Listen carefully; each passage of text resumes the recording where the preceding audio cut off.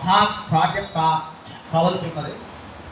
నేను వెళ్ళిన వెంటనే నారద మహర్షి వచ్చి మీకు రామాయణాన్ని సంక్షిప్తంగా వివరిస్తాడు, మీరు రామాయణం రచన చేయండి.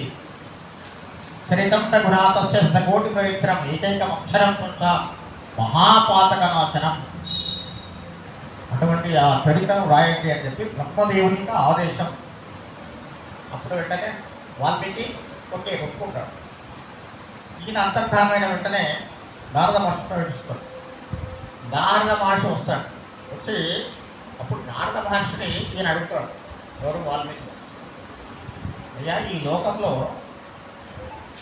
అసలు ఒక వ్యక్తి ఎవరైనా ఉన్నారా?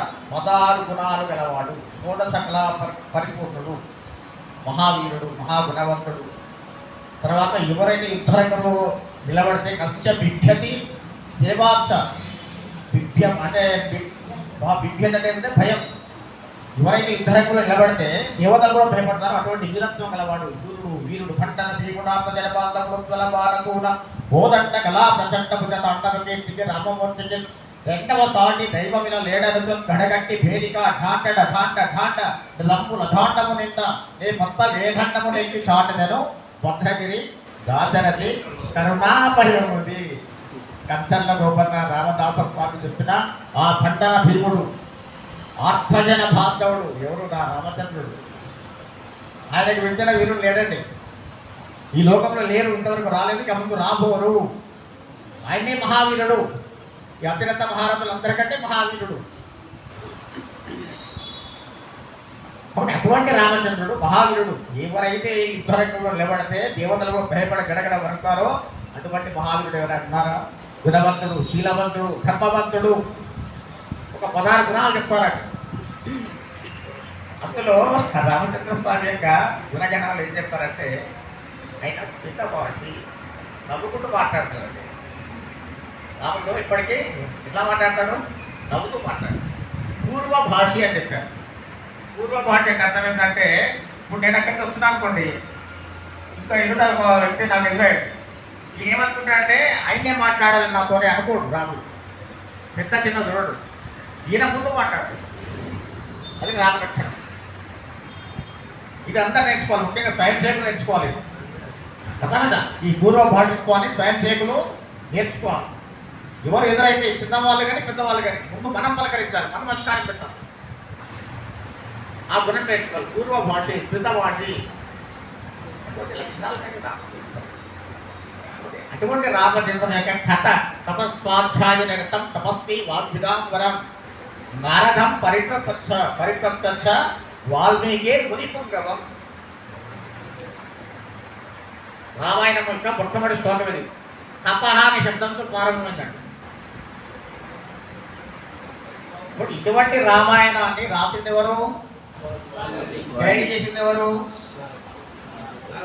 ఆదేశించింది ఎవరు? బ్రహ్మదేవుడు. రామాయణాన్ని ప్రారంభం చేసినప్పుడు వాల్మీకి మహర్షి అంటే ఆయన జీవితం గురించి చెప్తారంటే చెప్పాను మీకు. ఇప్పుడు చెప్పడానికి టైం లేదు.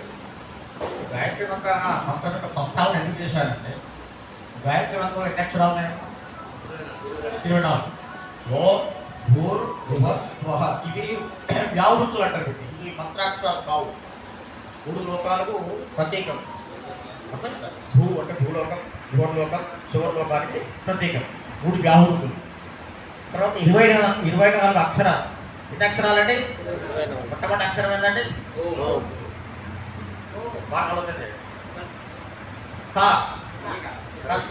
వరేణ్యంలో థ. రామాయణం మొట్టమొదటి శ్లోకం ఏంటంటే తపస్వాధ్యాయ నిరతం. బాగా ధ్యానం ఇక్కడ పెట్టండి. చాలా రహస్యమైన విషయం చెప్తున్నా, అలా తప్ప విషయం కాదు. అద్భుతం ఇక్కడ దొరకైపోయి వాణి.